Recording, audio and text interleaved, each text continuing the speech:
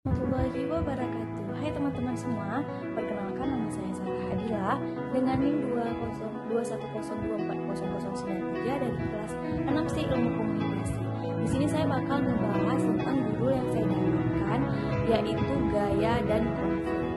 Nah, gaya dan hasil konflik itu merupakan aspek penting dalam manajemen konflik.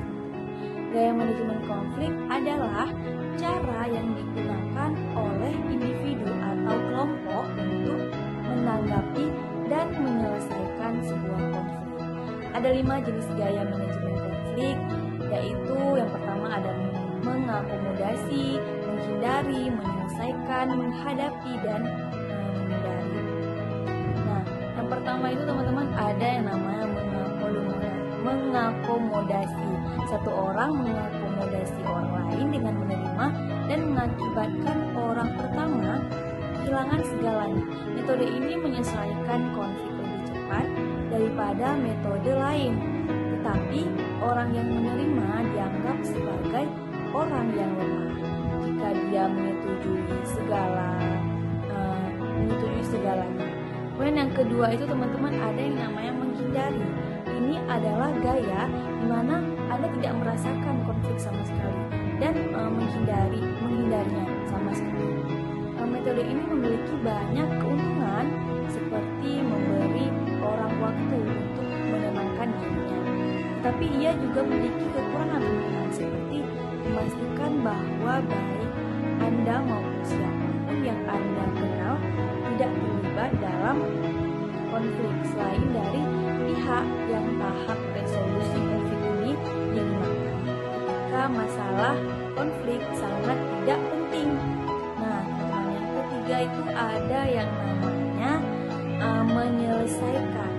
Ini adalah gaya di mana individu tidak menerima konflik dan berfokus pada kepentingannya sendiri, sehingga individu cenderung merelakan kepentingannya. Sedangkan pihak lainnya dapat memperoleh keuntungan maksimal. Pada gaya dominasi ini, individu sangat menekankan kekuatannya di atas pihak lainnya dan sangat berfokus pada kepentingannya serta tidak menghiraukan kepentingan pihak lainnya. Kemudian teman-teman yang selanjutnya itu ada yang namanya menghadapi.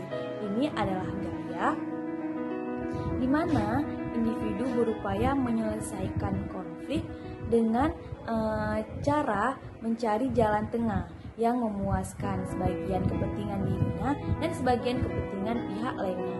Perbedaan mendasar antara compromising dan intriguing terletak pada fokus keuntungan yang ingin dicapai. Nah, selanjutnya teman-teman ada yang namanya menghindari. Ini adalah gaya yang cenderung menghindari timbulnya sebuah konflik.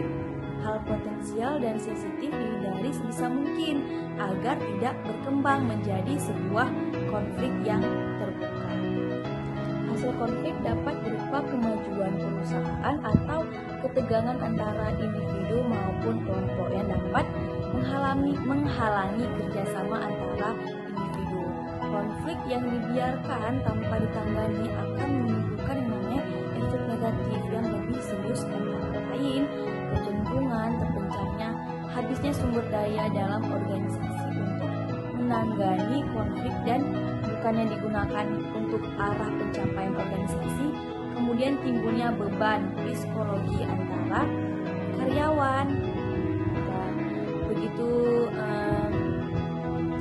segitu saja pembahasan yang dapat saya sampaikan.